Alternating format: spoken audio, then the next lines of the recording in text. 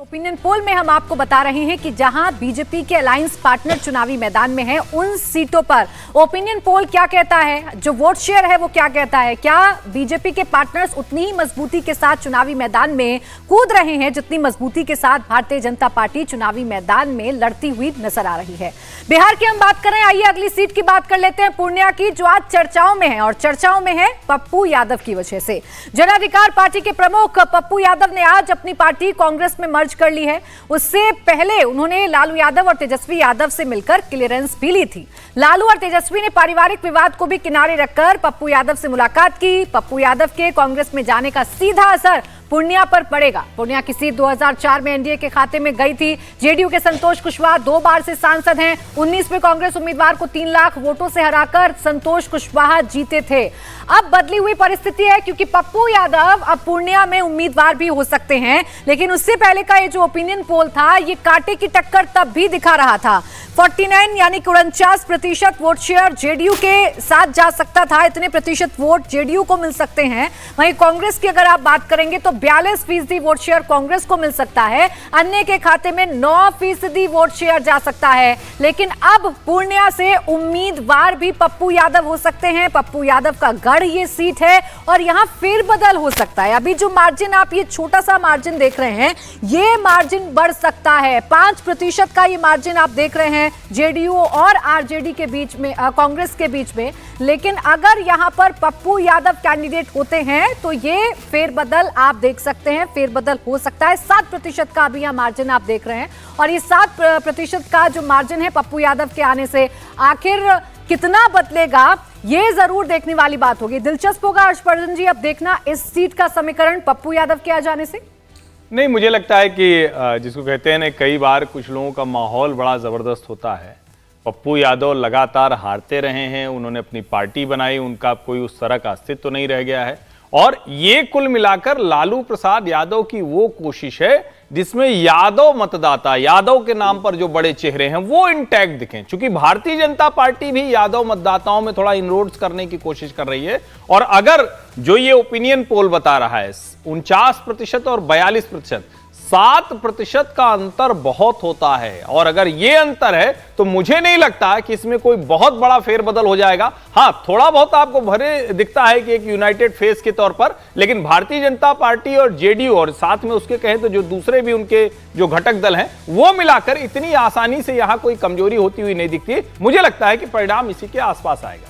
देवेंद्र, अगर पूर्णिया की बात करें या ओवरऑल बिहार की राजनीति की बात करें तो तेजस्वी यादव एग्रेसिवली लड़ाई लड़ते हुए तो कम से कम नजर आ रहे हैं। वो कोशिश तो कर रहे हैं कि किसी भी सूरत हाल में बीजेपी की जीत की रथ को रोका जाए, एनडीए की जीत को रथ को रोका जाए, ताकि उन्हें अपने पर्सनल ग्रजेस भी इसलिए इस बीच भुलाने पड़े, तो इससे भी वो गुरेज नहीं कर रहे हैं। पप्पू यादव परफेक्ट एग्जाम्पल हो सकते हैं।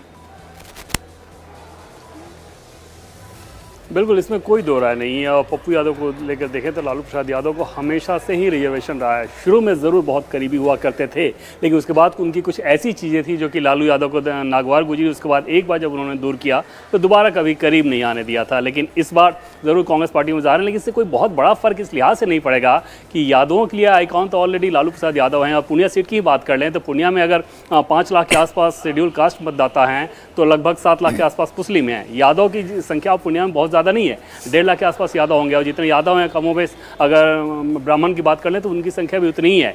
बड़ा फर्क उसमें यह रहेगा कि नॉन यादव मुस्लिम कॉम्बिनेशन के खिलाफ जो पिछड़ी जातियां हैं वो किस प्रकार से गोलबंद होती हैं। और इसी के चलते आप देख रही हैं कि संतोष कुशवाहा 2 बार से लगातार वहां पे जीत रहे हैं। कुशवाहा को कैंडिडेट को दिया था, पहले वो बीजेपी के नेता हुआ करते थे, लेकिन पूर्णिया सीट जेडीयू के पास गई तो उनको जेडीयू में भेजा गया। बैक टू बैक 2 बार उनकी जीत हो चुकी है।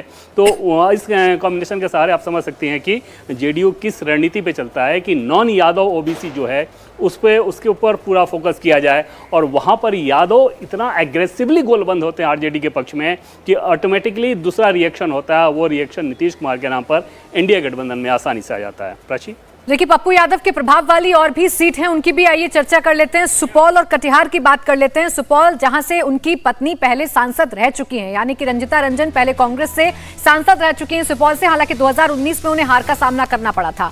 जेडीयू के फिलहाल दिलेश्वर कामेत यहां से सांसद हैं। 2019 में कामेत ने पप्पू यादव की पत्नी और कांग्रेस की उम्मीदवार रंजिता रंजन को लगभग 3 लाख वोटों से हराया था। बाद में कांग्रेस ने रंजीता रंजन को राज्यसभा भेज दिया। पप्पू यादव को कांग्रेस में लाने में रंजीता रंजन की अहम भूमिका रही है।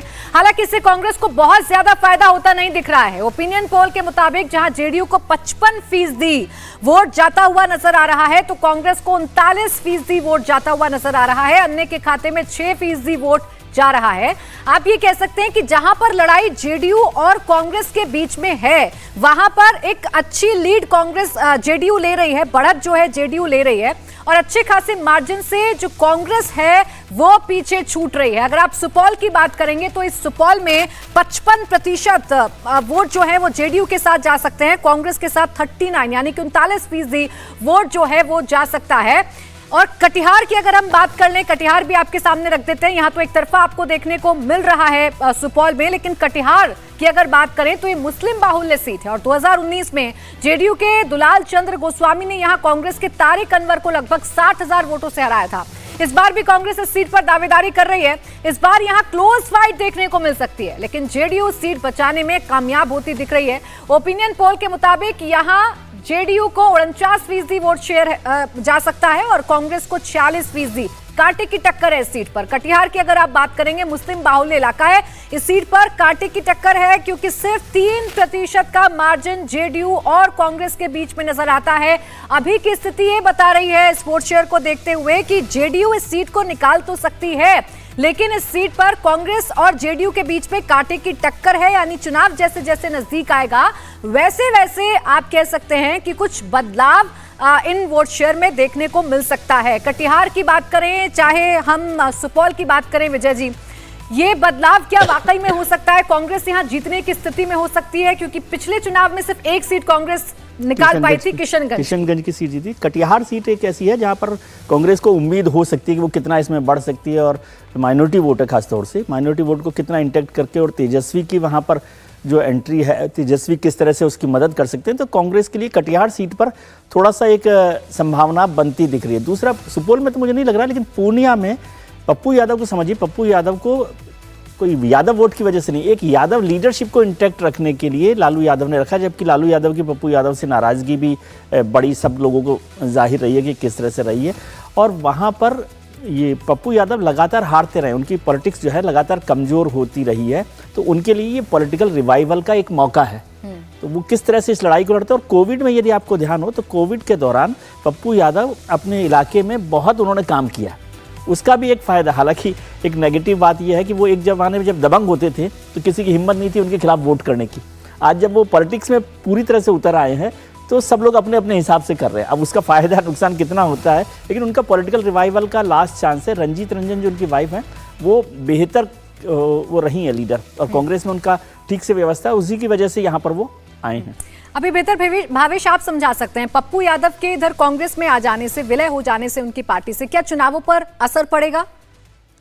देखिए, जो जिस तरह की डेवलपमेंट हुई है बिहार में पप्पू यादव को लेकर, देखिए पप्पू यादव के पास बहुत ज़्यादा वोट बैंक है नहीं। बिहार बहुत पहले इस तरह के लोगों को रिजेक्ट कर चुका है। 2005 के बाद से आप देखेंगे, चाहे पप्पू यादव हो या आनंद मोहन भी हो या सूरजभान सिंह हो, सबको रिजेक्ट कर चुका है। लेकिन समय समय पर जो राजनेता हैं जो इसके खिलाफ खुद खड़े थे, उसको खुद कभी न कभी रिवाइव करके आ रहे। जैसे सूरजभान सिंह को जनता ने रिजेक्ट किया, लेकिन बीजेपी एलजेपी ने खुद फिर उनको बढ़ाया। पप्पू यादव को जनता ने रिजेक्ट किया, लेकिन आरजेडी के टिकट पर 2014 में जीते थे, फिर इस बार कांग्रेस के टिकट पर चुनाव लड़े, लेकिन जनता वहां पे इनके साथ है नहीं। आप विधानसभा चुनाव में इनकी पार्टी का स्थिति देखेंगे तो आपको खुद ही समझ में आ जाएगा। लालू यादव की कोशिश जो है, जैसे अभी बात चल रही थी कि यादवों को पूरी तरह, यादव के जो आइकॉन है उसको इंटैक्ट करने की कोशिश करें, ये कोशिश है। लेकिन उसके साथ एक बड़ा कोशिश ये है कि जो 90 के दौर में जो एक बाहुबली टाइप के लोग होते थे उनको फिर से जोड़ने की कोशिश है। उसी कड़ी में एक जो मुंगेर सीट है उस पर भी किसी बाहुबली की वाइफ को टिकट देने की बातचीत चल रही है। ये सब जरूर कोशिश है, लेकिन मैं मानता हूँ कि बिहार इन सब कोशिशों को बहुत पहले नकार चुका और जनता इस सब कोशिशों को साथ नहीं देती। लेकिन एक पैटर्न देखे जो अभी हमने जितनी भी सीट पे देखा, बीजेपी के साथ बीजेपी ने एक मिस्टेक क्या किया मैं बताऊँ। पिछली बार जो टिकट का डिस्ट्रीब्यूशन था पूरे एनडीए पार्टनर्स के बीच में, वो क्या था, बीजेपी वर्सेस आरजेडी ज़्यादा थी। अमूमन माना जाता है कि बीजेपी वहाँ पे कांग्रेस के खिलाफ लड़ते, लेकिन नहीं, सिर्फ 2 सीटों पे बीजेपी वर्सेस कांग्रेस थी, एक पटना साहिब और सासाराम। बाकी सभी सीटों पे बीजेपी ने खुद चैलेंज लेकर आरजेडी को शिकस्त दी थी और ज़्यादातर अधिकतर सीटों पे आईएनसी कांग्रेस वर्सेस जेडीयू या कांग्रेस वर्सेस जो एनडीए के दूसरे पार्टनर्स था उसमें बड़ी लीड ली थी इनकी एनडीए के पार्टनर्स ने भी। अब यहाँ पे उनको कुछ और एडजस्टमेंट करना चाहिए था, क्योंकि जो इनके दूसरे एनडीए के दूसरे पार्टनर्स हैं उनमें कुछ ना कुछ प्रॉब्लम जरूर है।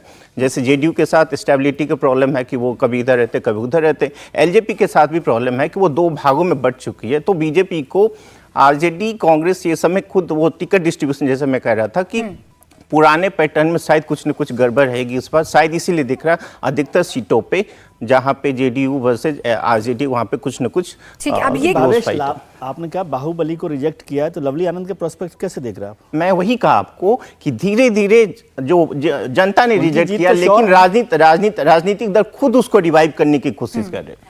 अच्छा ठीक है, सीट बहुत सारी हैं, अगली सीटों की चर्चा कर लेते हैं। और ये जो सवाल आपने उठाया सीट सिलेक्शन को लेकर और बंटवारे को लेकर एनडीए के बीच में, इसका जवाब देवेंद्र से जरूर समझेंगे। आइए वाल्मीकि नगर की बात कर लेते हैं। एनडीए का ये मजबूत गढ़ है, कुर्मी कुशवाहा कोयरी जाति की मजबूत तादाद है। 2008 में सीट अस्तित्व में आई, तब से अब तक कांग्रेस या आरजेडी यहां कभी नहीं जीत पाई है। 4 चुनाव में 3 बार जेडीयू, 1 बार बीजेपी का सांसद रहा है। बीते 2 बार से जेडीयू जीत रही है।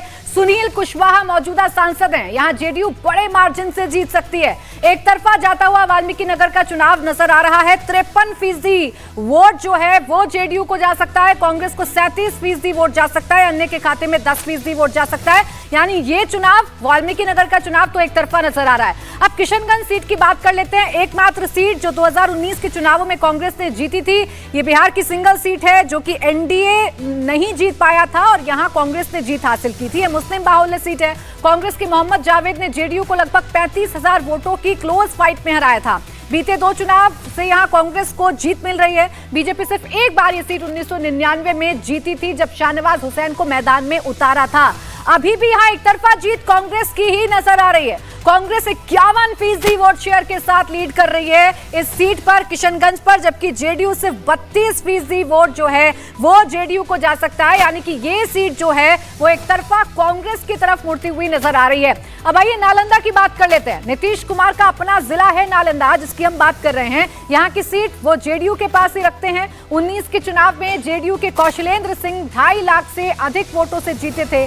नालंदा की सीट कुर्मी बाहुल्य सीट है। ओपिनियन पोल के मुताबिक यहाँ जेडीयू को 54%, और अगर आप बात करेंगे कांग्रेस को तो 37% यहाँ कांग्रेस को मिल सकता है। यानी ये एक तरफा जीत है। ये नालंदा की जो सीट है, चूंकि गृह जिला है ये नीतीश कुमार का, मुख्यमंत्री का, तो यहाँ 54% वोट शेयर जो है वो जा सकता है जेडीयू के साथ, और कांग्रेस 37%। इस सीट पर भी एक तरफा जीत जो है वो नजर आ रही है। नालंदा में जेडीयू जीत रही है। किशनगंज की वो सीट है जहां अभी भी कांग्रेस अच्छे खासे मार्जिन से लीड ले रही है। किशनगंज वो सीट है जिस पर कांग्रेस जीतती हुई नजर आ रही है। किशनगंज की सीट एक बार देवेंद्र आप भी समझा दीजिए। इस सीट पर जेडीयू जरूर चुनाव लड़ रही है, लेकिन बहुत ज्यादा कोई फर्क कांग्रेस के सामने डाल पा रही है ऐसा नहीं नजर आ रहा है।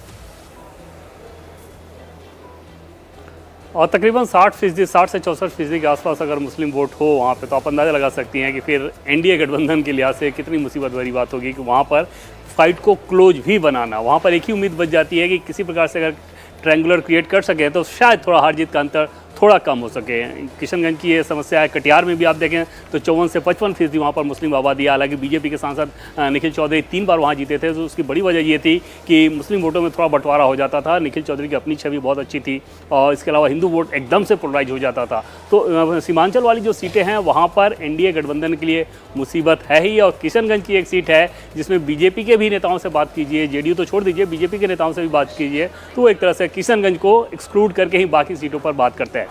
कुछ सीटें होंगी जो कि बहुत नज़दीकी मुकाबला वाले होंगी, जैसे जहानाबाद की बात कर लें, बांका की बात कर लें या कटिहार की बात कर लें, तो ये नज़दीकी वाला मुकाबला वाले होंगे। लेकिन किशनगंज को उस रीच से भी बीजेपी के नेता भी बाहर मानते हैं। हकीकत भी वही है। प्राची, देवेंद्र जी से समझना चाहता हूँ, क्योंकि देवेंद्र जी भारतीय जनता पार्टी को बहुत बारीकी से समझते हैं। देवेंद्र, आपने अभी माइनॉरिटी सीट्स की बात की, कटिहार की भी और किशनगंज की भी। ऐसा क्यों होता है कि भारतीय जनता पार्टी बिहार में माइनॉरिटी जो डोमिनेंट सीट हैं वहाँ रिवर्स पोलराइजेशन नहीं कर पाती, लेकिन उत्तर प्रदेश में वो कर लेती है? आपने देखा हो कि पिछले चुनावों में भी माइनॉरिटी सीट जितनी भी थी उत्तर प्रदेश की, वहाँ पर बीजेपी ने अच्छा परफॉर्मेंस किया है। तो ये क्यों फ़र्क रहता है बिहार और उत्तर प्रदेश में? आप दोनों राज्यों को भी समझते हैं और बीजेपी को भी? नहीं, लेकिन यूपी वाले में अगर देखें तो पिछले लोकसभा चुनाव में बीजेपी को जिन सीटों पे हार का सामना करना पड़ा था, वहाँ वजह ही वही थी कि वो माइनॉरिटी वोट में डिवीजन वहाँ संभव नहीं था, बीएसपी उनके साथ चली गई थी। अगर ट्रायंगुलर हो और वहाँ पे माइनॉरिटी वोट में डिवीजन हो जाए फिर तो बीजेपी के लिए आसान होता है। अगर ऐसा नहीं है तो चाहे बिहार हो या उत्तर प्रदेश समझा जा सकता है कितना मुश्किल है। और बिहार की अगर बात कर लें तो बिहार में तो और ज़्यादा मुसीबत इस लिहाज से होती है कि वहाँ पर एमवाई समीकरण तो लालू प्रसाद यादव के साथ इतना इंटैक्ट रहता है कि उस गठबंधन में न सिर्फ अपना वोट वो देते हैं बल्कि उनका वोट देने का जो प्रतिशत होता है वो बहुत ज़्यादा होता है। सीमांचल के हालांकि कुछ पॉकेट्स में आप देखें तो वैसे ही पिछले विधानसभा चुनाव में आपने देखा होगा कि 5 सीटें वैसे जीतने में सफल रहे थे, लेकिन अगर वो फैक्टर नहीं है तो फिर वहाँ पर मुस्लिम वोट में बिखराव हो नहीं पाता और वहाँ पर बीजेपी के लिए तो मुसीबत रहती ही रहती है। हाँ, कटिहार जैसी सीट पर जैसा कि पहले मैंने कहा कि Nikhil Chaudhary back to back 3 बार जीते थे, उसके बाद जेडीयू को वो सीट दे दी गई थी।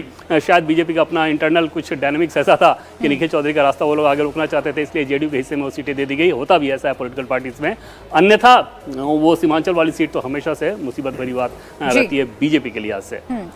देखिए आगे हाजीपुर सीट की भी चर्चा कर लेते हैं, क्योंकि ये सीट तो सबसे ज्यादा चर्चा में रही। एनडीए में सीट बंटवारा होना था हाजीपुर को लेकर, जहां एक तरफ भतीजा यानी कि चिराग पासवान अपने ताल ठोकते हुए नजर आ रहे थे, तो वहीं चाचा ने भी ऐलान कर दिया था कि वो हाजीपुर सीट से चुनाव लड़ेंगे। वजह यह है कि ये रामविलास पासवान की विरासत वाली सीट है और इस सीट से दोनों ही ताल ठोकने की कोशिश कर रहे थे। इस सीट का ओपिनियन पोल ये बता रहा है कि एलजेपीआर 45% यहाँ पर वोट शेयर उसे मिल सकता है और जबकि आरजेडी 41%। बहुत अंतर नहीं है, कांटे की टक्कर है। इस सीट पर एज जरूर है एलजेपीआर को, लेकिन आरजेडी कड़ी टक्कर दे रही है। 41% वोट शेयर आरजेडी को मिल सकता है। इसके पीछे क्या वजह है शांतनु जी, आपको समझ में आती है? चिराग पासवान पॉपुलर हैं, अपने खाते में 5 जो टिकट हैं वो लेने में कामयाब भी हो पाए, लेकिन वो सीट जो विरासत वाली सीट है वहां बहुत अंतर नहीं है। देखिए, कल मैं साक्षी जी एक बिहार के पॉडकास्टर के साथ पॉडकास्ट कर रहा था, उसके बाद जितने कमेंट्स आए उसमें भाजपा के लिए कमेंट्स कम थे और चिराग पासवान को लेकर कमेंट्स ज़्यादा थे। और उसमें यहाँ तक था कि बिहार का सबसे बड़ा नेता इस समय युवा चेहरा चिराग पासवान है। और मैं अक्सर कमेंट्स में देखता हूँ और मैं कमेंट्स को मानता हूँ कि वो जनता की वॉइस है। तो चिराग पासवान, क्योंकि भाजपा के पास बड़े कद्दावर नेता हैं जो सेंट्रल में मिनिस्टर भी रहे, लेकिन भाजपा एक बड़ा चेहरा नहीं दे पाया कभी तक बिहार से। और जब नीतीश कुमार का चेहरा जब डाउन होता है तो उधर तेजस्वी दिखते हैं, तो उसके काउंटर में लोगों को केवल चिराग पासवान ही दिखते हैं। ये मुझे जनता में जब भी मैं जाता हूँ बिहार में तो दिखता है। भावेश, ये जो वोट शेयर का सिर्फ कम अंतर हम देख पा रहे हैं, सिर्फ कुछ ही % का अंतर है, ये क्यों है हाजीपुर में?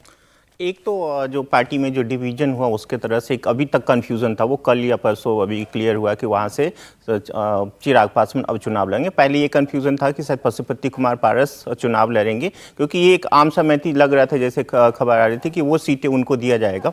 तो उसके वजह से शायद ये हो सकता है, क्योंकि जब तक ये सर्वे किया गया था तब तक ये चीज़ें क्लैरिफिकेशन नहीं थी। दूसरे, पशुपति कुमार पारस जिस तरह के पॉलिटिक्स कर रहे थे पिछले जब से डिवीजन हुआ था पार्टी में, ग्राउंड पे नहीं रहते थे। वो जरूर अपने सांसदों को एक साथ ले आए थे जो एलजेपी के सिंबल पे चुनाव लड़ रहे थे, लेकिन ग्राउंड पे नहीं रहे थे। इसलिए शायद जनता में कुछ नाराजगी जरूर है वहाँ पे। लेकिन देखेंगे वहाँ पे जिस तरह के पॉलिटिक्स है, 2009 में जो 2009 का रिजल्ट आपको याद होगा, वहाँ पे रामविलास पासवान खुद भी चुनाव हार गए थे। वहाँ जेडीयू ने वहाँ पे उनको हरा दिया था। तो ऐसा नहीं कि बहुत ज़्यादा सेफ सीट है उनके लिए। हाँ, जब माहौल बनता है, जैसे 2014-2019 में एक तरफा बीजेपी के साथ जो लोग थे सब जीत गए थे, तो उसी में ये सीट है जिसमें वो जीतने की संभावना है। लेकिन जब चिराग पासवान आएंगे, वहाँ पे अब जैसे क्लैरिफिकेशन आ गया कि चिराग पासवान खुद यहाँ से चुनाव लड़ेंगे, तो शायद ये जो गैप है वो शायद बढ़ता हुआ दिखे। तो पशुपति भी अगर वहाँ पर मैदान में हो सामने तो देखेंगे बाद में, अभी मैं क्या कहूँ इसमें। देखिए, अभी वो तो ताल ठोक भी सकते हैं और इसका ऐलान उन्होंने जरूर पहले कर दिया था। अभी तो फिलहाल इस्तीफा उन्होंने मंत्रिमंडल से दिया है पशुपति पारस ने, और वो उम्मीद लगाए बैठे हैं कि शायद उन्हें आरजेडी की तरफ से कोई ऑफर मिल जाए और वो उस महागठबंधन में शामिल हो जाएं। तो बिहार की हमने बात की। बिहार में बीजेपी अपनी सभी 17 सीटें जीतती हुई नजर आ रही है, लेकिन जेडीयू 2 सीटों पर और एलजेपी रामविलास 1 सीट पर हारती हुई दिख रही है। इस तरह बिहार की 40 सीटों में से एनडीए गठबंधन 3 सीटें हार सकता है। अब इसी के साथ महाराष्ट्र की भी बात कर लेते हैं। महाराष्ट्र का हाल क्या है, क्योंकि सबसे ज्यादा सियासी उठापटक और जो अलायंस पार्टनर हैं बीजेपी के, वो महाराष्ट्र में ही हमें बदलते हुए नजर आए, पार्टी टूटती हुई नजर आई। 2019 में एनडीए ने महाराष्ट्र की 41 सीटें जीती थी। 400 सीट जीतने के लिए एनडीए को अपनी टैली और बेहतर करनी होगी। ताजा स्थिति क्या है? अगर आज वोट पर जाएं तो महाराष्ट्र की किन सीटों पर क्या हो सकता है? जिन सीटों पर शिवसेना उद्धव गुट और शिवसेना शिंदे में मुकाबला होगा वहां क्या होगा? जिन सीटों पर एनसीपी अजित पवार और एनसीपी शरद पवार में टक्कर होगी वहां क्या होगा? बीजेपी अपनी सीटें सेव करके चल रही है, उसके पास मार्जिन भी बड़ा है, लेकिन सहयोगियों वाली सीटों पर क्या होगा ये आइए आपको बताते हैं। देखिए, औपचारिक ऐलान अभी होना बाकी है कि कितना कौन सीटों पर लड़ेगा, लेकिन जिस तरीके की चर्चाएं की जा रही हैं कि 31 सीटों पर भारतीय जनता पार्टी अपने जो कैंडिडेट है वो उतार सकती है और बाकी बंटवारा शिंदे और अजीत पवार गुट में किया जा सकता है। तो आइए शुरुआत करते हैं ऐसी सीट से। मुंबई दक्षिण सीट की बात कर लेते हैं। ये दोनों ही अलायंस में सबसे डिमांडिंग सीट है। यहां से शिवसेना के अरविंद सावंत सांसद हैं। अरविंद सावंत ने मिलिंद देवड़ा को हराया था। मिलिंद देवड़ा ये सीट मांग रहे थे, लेकिन इंडिया गठबंधन में सीट शिवसेना उद्धव गुट के पास जा रही है। मिलिंद देवड़ा ने पार्टी बदल ली और राज्यसभा में चले गए। ये सीट राज ठाकरे भी मांग रहे हैं। अगर राज ठाकरे एनडीए में आते हैं और मुंबई साउथ की सीट एमएनएस को दी जाती है तो उसका इंपैक्ट अलग हो सकता है। हम आपको दिखा रहे हैं अभी तक का ओपिनियन पोल, जिसके मुताबिक यहां शिवसेना शिंदे गुट को 43% वोट जा सकता है और शिवसेना उद्धव गुट को 47% वोट जो है वो जा सकता है, यानी कि 4% का अंतर शिवसेना शिंदे गुट में और शिवसेना उद्धव गुट में नजर आ रहा है। लेकिन फिलहाल मुंबई दक्षिण की सीट पर शिवसेना उद्धव गुट भारी पड़ रहा है, यानी कि शिवसेना उद्धव गुट का जो कैंडिडेट होगा वो फिलहाल जीत की तरफ अग्रसर है। लेकिन कांटे की टक्कर इसलिए है क्योंकि जो वोट में अंतर है, जो वोट शेयर में अंतर है वो बहुत ज्यादा नहीं है, सिर्फ 4% का अंतर हमें मुंबई दक्षिण पर नजर आता है। और इस मुंबई दक्षिण की सीट को जीतने के लिए एनडीए इंतजाम भी कर रहा है। राज ठाकरे के एनडीए में शामिल होने की जो सुगबुगाहट है वो देखने को मिल रही है। कल वो दिल्ली में थे, गृह मंत्री अमित शाह से उन्होंने मुलाकात की थी, विनोद तावड़े से उनकी मुलाकात हुई थी और ऐसा समझा जा रहा है कि अगर वो एनडीए का हिस्सा बनते हैं, अगर एमएनएस एनडीए में शामिल होती है तो ये मुंबई दक्षिण की सीट होगी जो दी जा सकती है राज ठाकरे को। हालांकि वो शिरडी की सीट भी डिमांड कर रहे हैं, लेकिन एक सीट एनडीए की तरफ से दी जा सकती है मुंबई दक्षिण की। उस वक्त क्या बदलेगा ये जरूर देखने वाली बात है। लेकिन फिलहाल शिवसेना उद्धव गुट यहां 47% वोट शेयर लेता हुआ नजर आ रहा है और शिवसेना शिंदे गुट 43% वोट शेयर लेता हुआ नजर आ रहा है। कांटे की टक्कर हमें यहां देखने को मिल रही है। भावेश, ये कांटे की टक्कर जीत हार में तब्दील तो हो रही है, शिवसेना जो है वो हमें एज लेती हुई नजर आ रही है उद्धव ठाकरे वाली, लेकिन ये बदल सकता है, फेरबदल हो सकता है।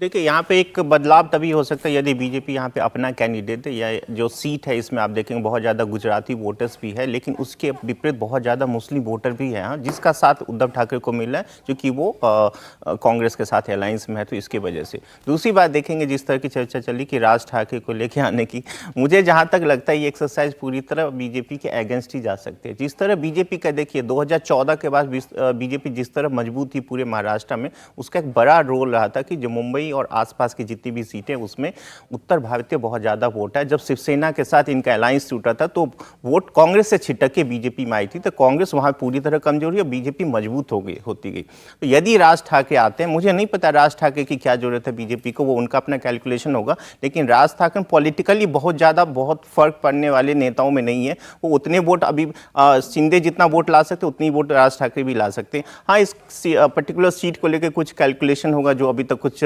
हमें तो नहीं पता कि ग्राउंड में उसका क्या फर्क पड़ेगा। लेकिन यदि बीजेपी वहां पे अपना कैंडिडेट जो साउथ सीट है वहां पे शायद गुजराती वोटर्स भी बहुत ज़्यादा है, मुस्लिम वोट है, तो एक कैलकुलेशन है कि वो उनके लिए फेवर हो रहा है कि वो यूबीटी को ज़्यादा सेफ सीट लग रहा है। लेकिन बीजेपी यदि अपना कैंडिडेट तो वो जीत सकते हैं। लेकिन शिंदे के साथ प्रॉब्लम यही है कि जब भी उद्धव ठाकरे गुट के साथ उनका जब भी मुकाबला हो रहा है तो वहाँ पे वो बहुत आगे नहीं दिख रहे, पीछे ही दिख रहे हैं लगभग हर सीटों पर। और क्या इसी के काट के लिए राज ठाकरे जरूरी हैं, हर्षवर्धन जी?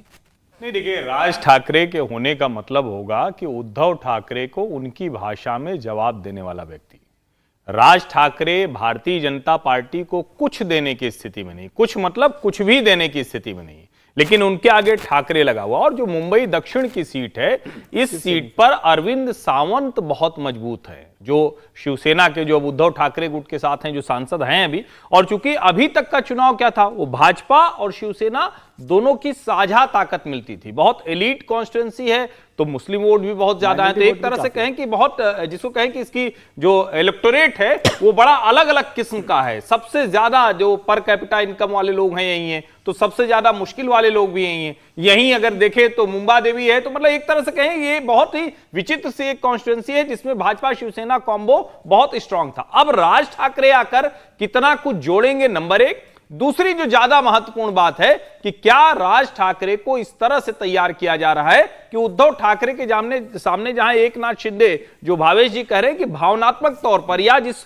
ठाकरे पिच पर कहते हैं वो बहुत मजबूती से नहीं लड़ पाते हैं, क्या उसमें होंगे? और जो उससे भी ज्यादा महत्वपूर्ण है, बीएमसी को लेकर क्या कुछ हो सकता है? ये ज्यादा जो कॉम्बो है ये विधानसभा और बीएमसी के लिहाज से है। लोकसभा में राज ठाकरे की वैसे भी कोई हैसियत नहीं है, पार्टी के तौर पर उनकी पार्टी का कोई बहुत आधार नहीं है, अकेला विधायक है, तो मुझे नहीं लगता कि ये कुछ देने आए हैं। लेकिन परसेप्शन मैनेजमेंट, हेडलाइन मैनेजमेंट और ठाकरे लगा हुआ है, वो काम करता है। परसेप्शन मैनेजमेंट बहुत इंपॉर्टेंट है इसमें, और बीएमसी तो है ही। बीएमसी में भी उनको बीजेपी और राज ठाकरे को ज्यादा फायदा होगा, उसमें भी बीएमसी तो है ही वहां पर। लेकिन परसेप्शन के तौर पर ये महत्वपूर्ण होगा कि राज ठाकरे वहां रहें तो वो शिंदे गुट के साथ उसकी मदद कर सकते हैं। जो उद्धव ठाकरे अभी तक जो मुझे समझ में आ रहा है, भावेश ज्यादा बता सकते हैं कि वहां पर महाराष्ट्र में शिवसैनिक जो है उसका इमोशनल कनेक्ट उद्धव ठाकरे के साथ ही दिखाई दे रहा है, शिंदे गुट के साथ वो नहीं दिखाई दे रहा। इसलिए जब गठबंधन में भी सीटें हारेंगे या जीतेंगे जो भी है, उसमें बीजेपी अपनी सीट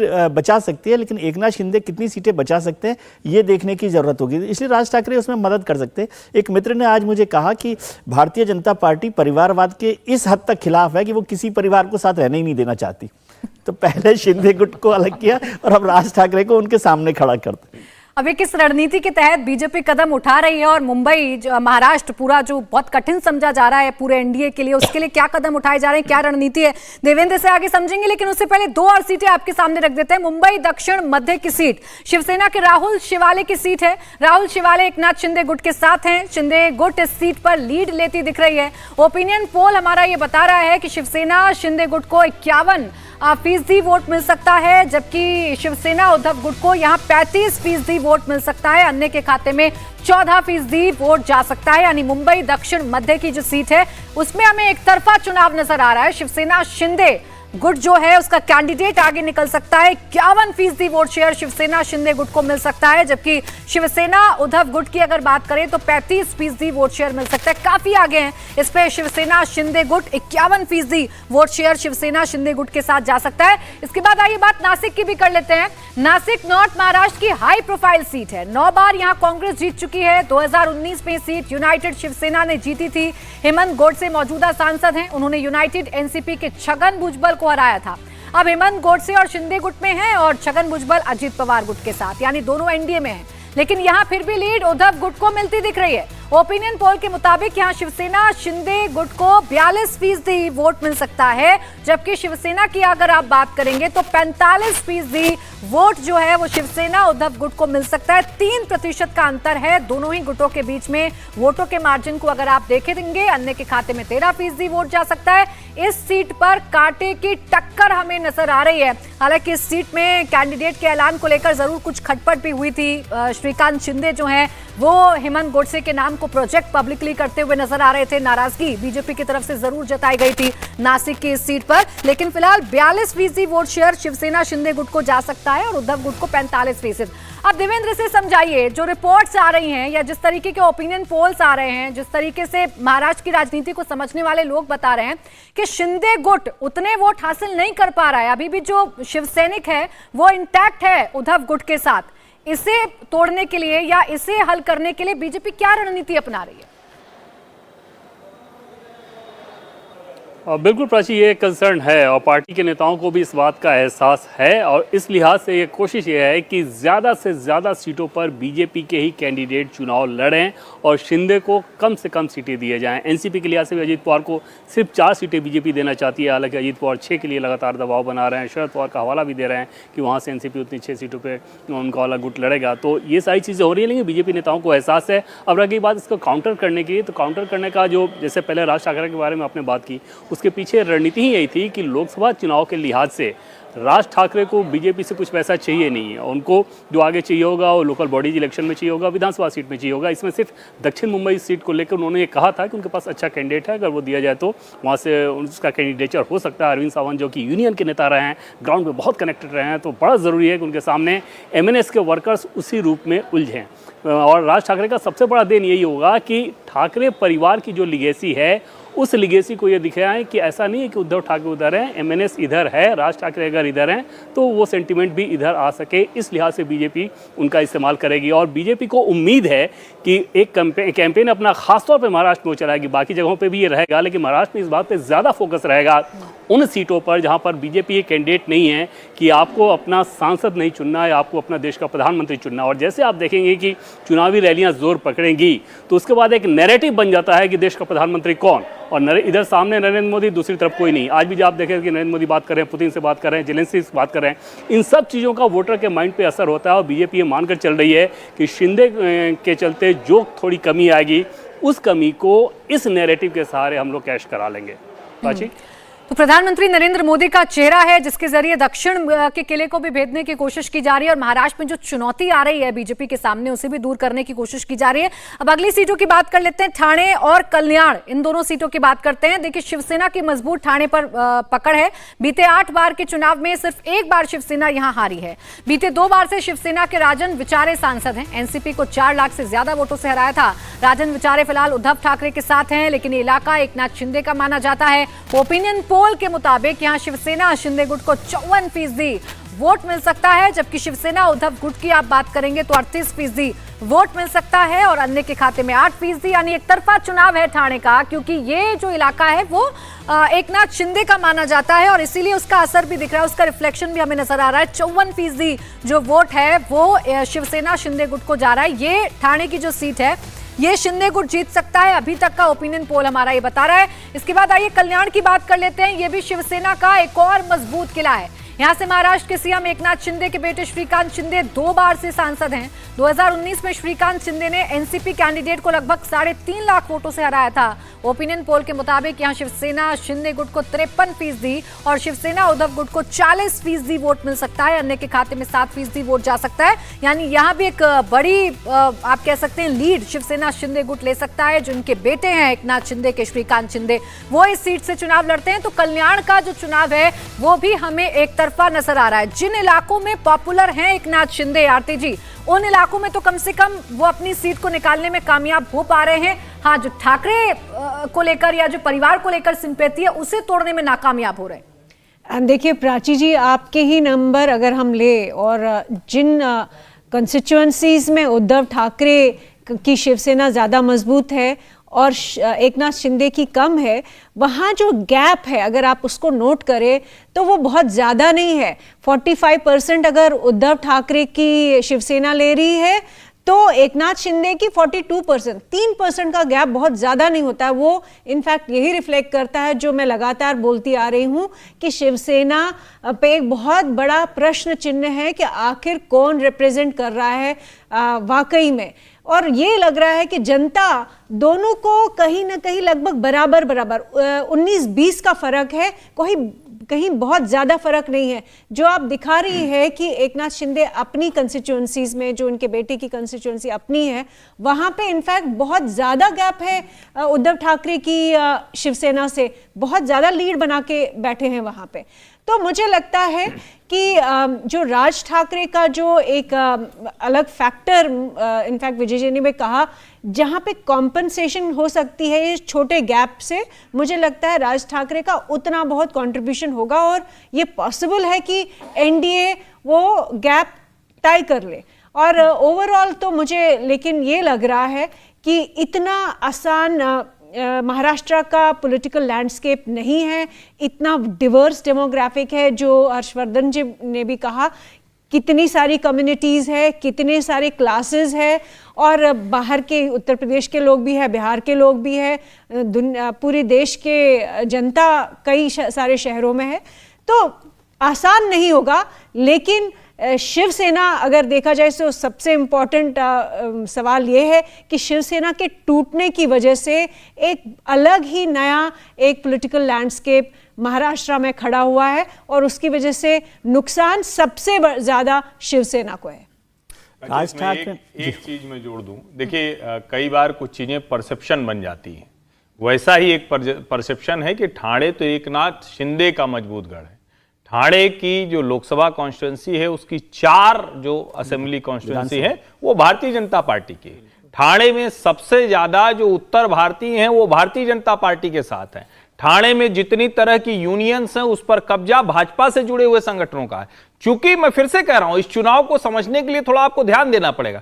बीजेपी और शिवसेना जब साथ होते हैं तब अलग स्थिति हो, तब आपको यह अनुमान नहीं लगता है कि कौन किसके साथ खड़ा है। और एक अघोषित सा समझौता हुआ करता था कि बीएमसी पूरी तरह से शिवसेना के पास है और ठाणे, कल्याण, विरार, वसई, मीरा भाईंदर ये सब में भारतीय जनता पार्टी का प्रभाव ज्यादा दिखता है। और चूंकि यहीं पर वो लोग थे जो नौकरी मुंबई में करने गए, काम मुंबई में करने गए, वो घर बनाते हुए आगे तक चले गए, तो ये वाली वो पॉपुलेशन है, ये वो इलेक्टोरेट है जो भारतीय जनता पार्टी के साथ पहले आया।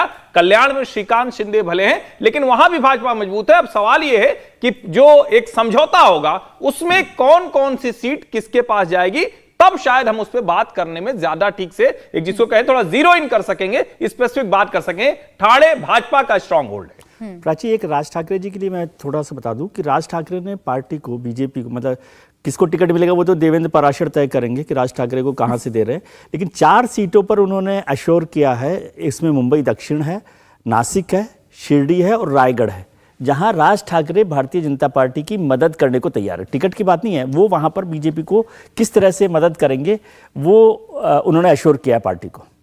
ठीक है, आगे अगली 2 सीट की बात कर लेते हैं। शिरडी, यवतमाल और वाशिम की बात कर लेते हैं। सबसे पहले शिरडी के समीकरण आपके सामने रखते हैं। 2009 में अस्तित्व में आई सीट, तब से शिवसेना का कब्जा है। 2 बार से शिवसेना के सदाशिव लोखंडे सांसद हैं। फिलहाल सदाशिव लोखंडे शिंदे गुट के साथ हैं, लेकिन यहाँ शिंदे सेना को नुकसान होता नजर आ रहा है। ताजा ओपिनियन पोल हमारा ही बता रहा है कि शिवसेना शिंदे गुट को जो है 47% वोट मिल सकता है, जबकि शिवसेना उद्धव गुट को 51% वोट मिल सकता है, यानी 4% का जो अंतर है वो देखने को मिल रहा है। अन्य के खाते में 2% वोट जा सकता है। कांटे की टक्कर इस सीट पर हम कह रहे हैं। अभी एज जरूर है शिवसेना उद्धव गुट को, लेकिन मार्जिन यहां कम है दोनों ही पार्टियों के बीच में वोट का, इसलिए हम कह रहे हैं कि कांटे की टक्कर में जो सीट है वो फंस सकती है। यवतमाल, वाशिम की भी बात कर लेते हैं। 3 बार से शिवसेना की भावना गवली सांसद हैं। भावना अब शिंदे गुट के साथ हैं। इस बार भी इस सीट से शिंदे सेना को बढ़त मिलती दिख रही है। हमारा ओपिनियन पोल ये बता रहा है कि शिवसेना शिंदे गुट को 48% यहां वोट जा सकता है, जबकि शिवसेना उद्धव गुट को 37% वोट जा सकता है और अन्य के खाते में 15% वोट जा सकते हैं। टक्कर जरूर है यहां पर कांटे की, लेकिन आप ये कह सकते हैं कि एज जो है वो शिवसेना शिंदे गुट को मिलती हुई नजर आ रही है।